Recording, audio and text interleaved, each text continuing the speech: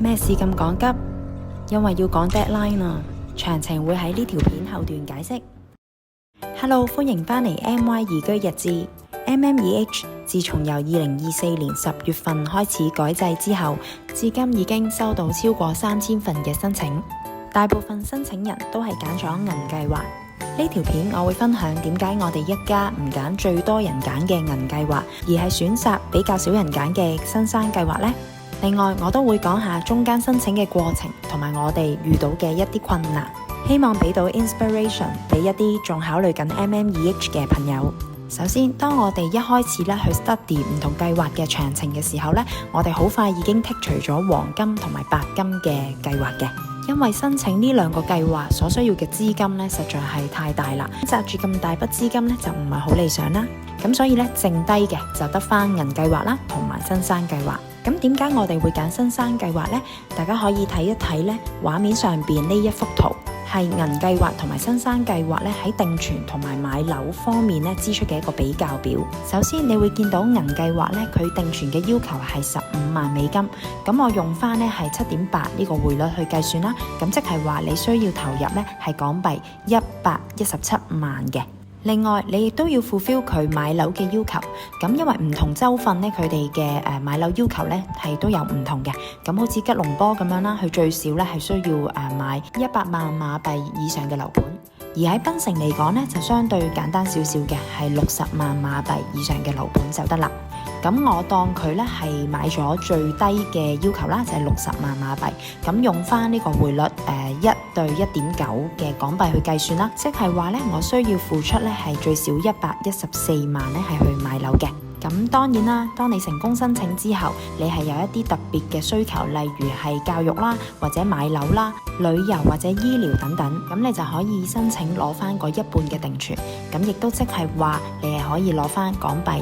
585000蚊。咁所以呢一條數去計算落嚟呢，我哋就會睇到呢，最少我哋其實係需要付出1725000蚊去滿足呢一個銀計劃入邊定存同埋買樓嘅要求。而另一方面，新生計劃嚟講，如果你係屬於49歲或者樓下嘅，咁你只係需要付出美金65000蚊，兌翻港紙7.8，即係港幣507,000蚊。而50歲以上嘅人士呢，佢嘅定存要求仲低，係美金嘅32000蚊，即係為翻港紙249600蚊。喺買樓方面，新生計劃要求你呢，只能夠係買嚟自一手發展商入邊屬於森林城市嘅樓盤，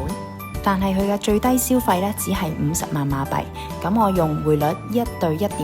去計算啦，即係話買樓嘅支出呢，係大約95萬蚊港紙。咁一樣道理啦，可以攞翻一半定存嘅話，即係你可以攞翻253500，或者係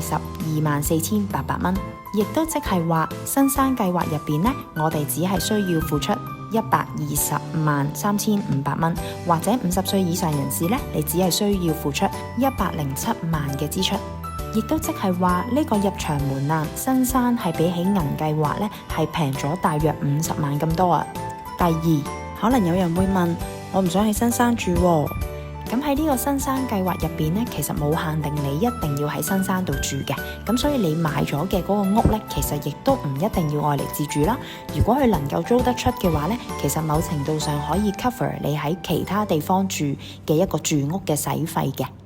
我哋嘅單位呢係8月份買，而家呢就放租當中嘅。最理想嘅咁當然就係能夠放得到租啦，然後就有翻一啲嘅收入翻嚟啦。咁但係如果唔得嘅話呢，其實我哋已經 full pay 咗，所以呢都唔係好大影響嘅。第三，另一樣嘢嘅優勢呢，就係新生計劃呢，佢係10年期嘅，而銀計劃呢，只係5年期。咁即係話銀計劃嘅朋友呢，佢係需要喺5年之後呢，要去再做一個續簽嘅工作啦。如果有申請過 MMEH 嘅朋友都知道，其實個過程咧都幾繁瑣嘅，同埋好多嘢咧係要靠申請人自己係去做嘅。咁譬如係要去警務處啦，去高等法院啦，再去馬來西亞嘅大使館啦，呢個流程咧都幾繁瑣嘅。咁所以我哋希望咧係可以減省咗呢一個嘅步驟。第四係未來嘅發展。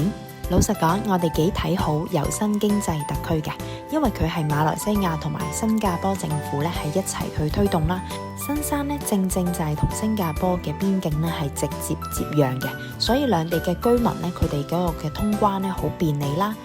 再加埋嚟緊咧基建咧係會不斷升級嘅，例如啦會係有一個嘅柔新捷運嘅系統 RTS 啦，就預計喺2026年年底就會通車嘅。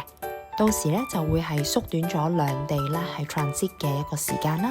而新加坡同埋馬來西亞咧嘅物價其實都有一定嘅距離嘅，咁所以咧我哋相信未來將會有好多咧需要來回新加坡同埋新山工作嘅人士咧係會選擇喺新山度居住嘅，令到佢哋咧能夠享有一個更加低嘅生活成本。我哋見到咧政府都積極咧係去推動去引入唔同嘅產業，例如咧佢哋會有一啲稅務嘅優惠咧去吸引投資者嘅。近年見到柔新經濟特區咧喺經濟同埋樓市上邊咧係有一定嘅增長嘅，例如柔佛州喺2024年咧係錄得全國最高經濟增長率嘅，而佢嘅房地產價格啦，不論係住宅啦定還是工商業大廈咧，都見到佢嘅價格咧係不斷上漲嘅。咁我哋自己覺得咧，柔新經濟特區咧未來嘅發展咧係值得期待嘅。不過我哋唔係識預知未來，以上只係我哋嘅見解啫。咁大家可以自行揾多啲資料啦，同埋分析嘅。言歸正傳，第5點咧，點解我哋會揀新山計劃呢？就係因為我哋睇中嘅嗰個屋苑啦，佢嘅發展商咧係送咗以下幾樣嘢嘅，係 MOT 50% 嘅 discount 啦，佢會送呢個嘅全屋嘅裝修同埋家私啦，同埋咧佢係會有一個 levy 嘅 discount 嘅。剛剛提及嘅其實全部都係我哋買樓啦，係樓價以外嘅一啲費用嘅，咁所以呢一個部分咧，我會覺得係慳咗嘅。如果觀眾想知多啲，我哋用咗最低嘅入場門檻買咗乜嘢嘅單位啦，或者你有興趣咧認識新山嘅計劃咧，都歡迎你可以 PM 我去問嘅。咁我哋選擇咗新山計劃啦，並且咧係根據要求咧係去買樓。過程入邊咧其實唔係一切順利嘅。個現實係點呢？當中又有咩困難呢？第一，政府政策咧係成日都更改啦，令人咧有啲無所適從嘅。例如計劃嘅內容同埋要求啦係不斷改動，由之前需要收入證明啦，去到唔使，之前唔需要買樓嘅，而家變成要買樓。我喺呢邊咧識咗咧係有朋友，因為咧佢覺得個政策成日都轉啦，所以咧佢選擇咗咧係申請 Guardian Visa， 咁就陪讀簽啦，咁就一家四口咧大約1年咧係需要$800嘅。佢覺得 Guardian Visa 嘅 policy 咧係更加 secure。另外咧，新山計劃咧，其實佢係遲遲都未能夠 confirm 到嗰個嘅 full list 啊，即係話邊啲屋苑咧係屬於呢一個計劃範圍之內啦。咁所以咧係令到我哋有啲係失咗預算嘅。最終咧，我哋係買咗2層樓嘅。咁好彩咧，就係有一間嘅租金收入咧都幾唔錯嘅。有興趣想知多啲嘅朋友咧，都可以 PM 我嘅。另外咧，有關 MOT 就係外國人買樓嘅房產證啦，咁就大家都知道嚟緊咧將會喺下年度咧係會漲價嘅，由4%咧去到8%。呢個政策咧係喺10月份公布，咁但係咧喺26年嘅1月1號咧就會生效。我會形容咧呢個政策其實都 release 得幾倉促啦，中間可能有一啲嘅detail 位咧係需要再諗清楚啦去處理嘅。例如，如果我係2025年內已經完成晒成個買賣合約，咁我亦應該係跟舊制嘅 MOT 啊，定係新制呢？中間會唔會有啲嘅過渡期呢？嗰個 cut off line 又會點樣分呢？加埋呢，因為新山森林城市呢，其實佢有50% MOT 嘅減免，咁中間嘅過程呢，又係去點處理呢？咁所以呢，其實而家個情況就係呢，應該有大量嘅業主呢，係向發展商咧係申請緊呢個嘅 MOT 嘅減免啦，咁希望咧係可以趕得切咧，係用舊制嘅 percentage 咧係去攞到呢個嘅 discount， 所以你會見到點解我哋今日咧要去趕 deadline 咧，就係咁解啦，因為我哋趕住咧要去簽紙啊。第二個困難呢，就係一個文化嘅差異，咁我哋會覺得咧馬來西亞呢邊咧嘅做事嘅 style 啦，同香港咧係有都好大嘅唔同嘅。咁有啲人會覺得香港人做嘢咧好搶啦，好急啦，好講效率啦。咁我會形容咧，其實係好有規劃嘅，意思即係話咧，佢哋好快會規劃到咧下一個 step 即將要做啲乜嘢啦，有啲咩流程啦，有咩 guidelines 啦，有咩 procedure 咁樣。咁所以咧個 liability 咧佢哋係好清晰嘅。我哋唔想因為自己崗位上面嘅甩漏啦，而令到咧係要孭鑊嘅，所以咧務求我哋要做好晒我哋崗位應該要做嘅嘢啦，即係盡快 get it done， 所以咧就會有一種俾人好扯嘅感覺啦。而呢一邊咧，我感受到咧係另外一種嘅 style 嘅，大部分咧服務都係好好啦，好誠懇啦，會應機啦，當你有問題嘅時候咧，佢哋都會係耐心解答嘅。不過咧，我有時會覺得咧，好似大家唔係好對到線啦，即係佢哋講嘅嘢咧，唔係好中到 point 啦，唔係好回應到我哋根本嘅想問嘅嗰個問題，又或者係咁講咧，佢哋未能夠咧係喺申請者嘅角度啦，係去諗定下一步即將會面對嘅情況咁樣，好多時候咧都係要我哋自己係去問嘅。例如 MOT 加價對我哋會唔會有影響呢？我哋現階段又可以做啲乜嘢係去維持得到舊制嘅 MOT 呢？個流程係點？有啲咩手續要去做呢？其實全部都係我哋追問完先至有答案。咁當然啦，有時候係因為政府嘅政策咧係未公布到好多嘅 details 出嚟啦，所以佢哋都唔夠膽教我哋點做。但另一方面，我哋亦都的確咧係遇過一啲唔係太好嘅經紀嘅，佢係 expect 我哋係好清楚買樓嘅流程啦，要交乜嘢嘅費用啦，嗰個嘅步驟係點樣嘅。我哋試過咧遇到對方咧係無啦啦寄咗一份好重要嘅文件啦，但係佢係完全冇通知我哋啦。然後咧一啲律師樓嘅文件咧，你會發現咧佢嗰個嘅價格唔同咗啦，但係咧佢又唔會同你解釋啦係發生咩事故，咁啊最終查問之後咧先知道係原來政府加咗價啦，或者係有一啲嘅改動。最搞笑係咩啊？我哋之前弟子啦申請 MM2H 嘅新生計劃，唔知點解咧批完出嚟咧變咗我哋係申請咗銀計劃。咁呢啲位咧，都係令我哋係覺得有啲困難啦，同埋係唔係好適應到嘅。如果各位唔想好似我咁行咁多冤枉路嘅話咧，我建議你要揾一個咧啱 channel 嘅人咧去幫你。例如係申請 MM2H 啦、租屋啦、買樓啦，大家唔使怕醜，可以問我嘅。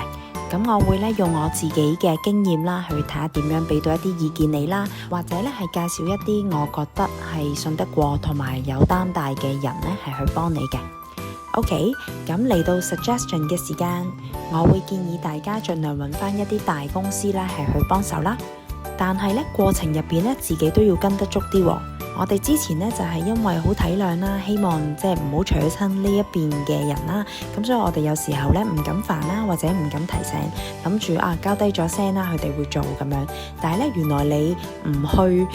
去跟嘅話咧，其實真係有機會咧係會停擺咗喺度嘅。咁所以咧我就建議大家咧唔好怕煩啦，都要去問嘅，問清楚嘅。最好咧就自己都要清楚晒咧呢一邊嘅一啲 logistic 啦，咁就最穩陣啦。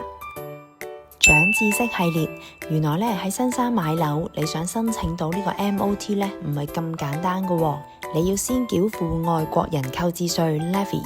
然後咧就要交埋呢個門牌稅啦，同埋地稅，將佢嘅 receipt 咧一併咧係連同外國人購置稅啦，係向土地局咧係去申請呢個 MOT 加埋 MOT 嘅 discount 嘅。而呢個步驟究竟需時幾耐呢？暫時我哋都係未知道嘅。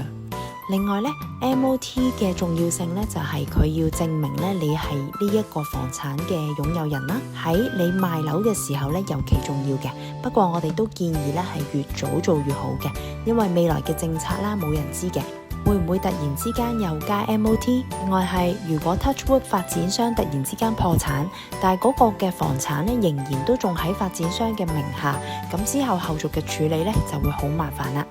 好，今日條片去到呢度。